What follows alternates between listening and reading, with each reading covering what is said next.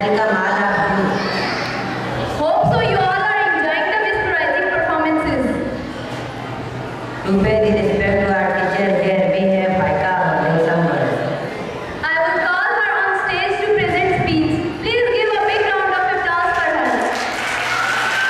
शुरू करती हूँ खुदाए पाक के बाबरकत नाम से, जो बड़ा मेहरबान और तमाम जहानों को पाले वाला है।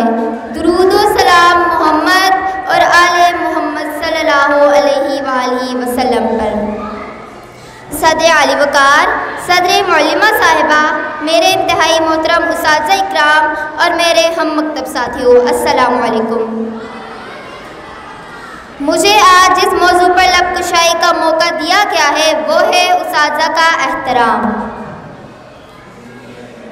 हमारी दरसगाह में ये जो उस्ताद होते हैं, हमारी दरसगाह में ये जो उस्ताद होते हैं, हकीकत में यही तो कौम की बुनियाद होते हैं। सदर वकार, इंसान दुनिया में कभी भी तन्हा वक्त नहीं गुजारता। वो कई रिश्तों नातों के साथ जुड़ा रहता है। उनमें से कुछ रिश्ते इखलाकी, रूहानी और माशरती तौर पर बने होते हैं। उनमें से एक रिश्ता उस्ताद का भी है। उस्ताद को माशरे में रूहानी बाप का दर्जा हासिल है। इस्लाम में वालिदैन के बाद अगर किसी पर बच्चे की तरबियत की जिम्मेदारी आयद होती है तो वो मौलिम यानी उस्ताद है। उस्ताद तो वो हस्ती है जो हमें अंधेरे से निकालकर रोशनी की राह दिखाती है। सामीन इकराम, उस्ताद तो वो हस्ती है जो हमें इस दुनिया में जीना रहना सहना सिखाता है। उस्ताद तो वो हस्ती है जो लोहे को तपाकर कुंदन बनाता है, जो बंजर ज़मीन को सेंचकर खिलियान बनाता है। चुनाचे उस्ताद नहायत वाजिबुल एहतराम शख्सियत है। जैसा कि शायर ने क्या खूब कहा है, बरसते हैं सावन की तरह ज़मीनों पर, बरसते हैं सावन की तरह ज़मीनों पर, इन्हीं की खोज से सब नामवर ईजाद होते हैं। उस्ताद मेमार भी है, लोहार भी है और किसान भी है। ये कोई मामूली बात नहीं साथियों। एक ज़माना था जब तालिब इल्म हुसूल इल्म के लिए मीलों का सफ़र पैदल तय करते थे। वो मुल्कों मुल्क घूमते थे मगर घर से दूर रहकर अपने प्यासे मन को सैराब करते थे। उस्ताद की मार खाते थे, उस्ताद की डांट खाते थे और तब जाकर कहीं नगीना बनते थे।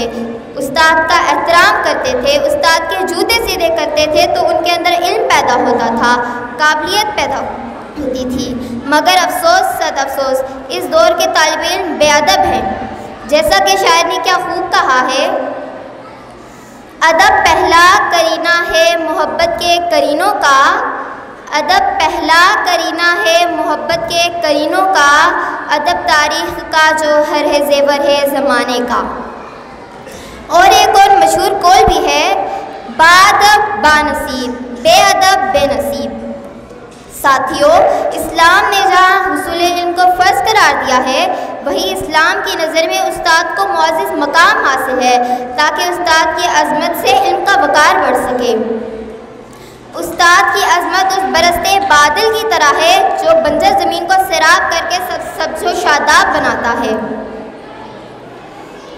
दुनिया में इल्म की कदर उसी वक्त मुमकिन है जब उस्ताद को मुआशरे में मुअज़्ज़ज़ मकाम हासिल होगा। अब मुझे माने न माने ए हफीज़, अब मुझे माने न माने ए हफीज़, मानते हैं बस मेरे उस्ताद को।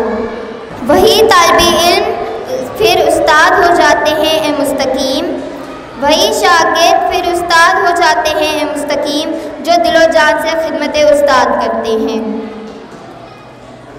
जो तालिबे इल्म अपने उस्ताद की इज़्ज़त और एहतराम करना जानते हैं वही दुनिया में कामयाब व कामरान होते हैं और वही दुनिया में इज़्ज़त व मकाम हासिल करते हैं जो उन्होंने अपने उस्ताद को दी होती है।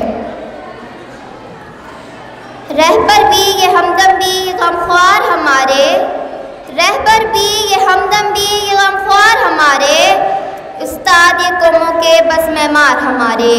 आपकी समातों का बहुत बहुत शुक्रिया। वस्सलाम।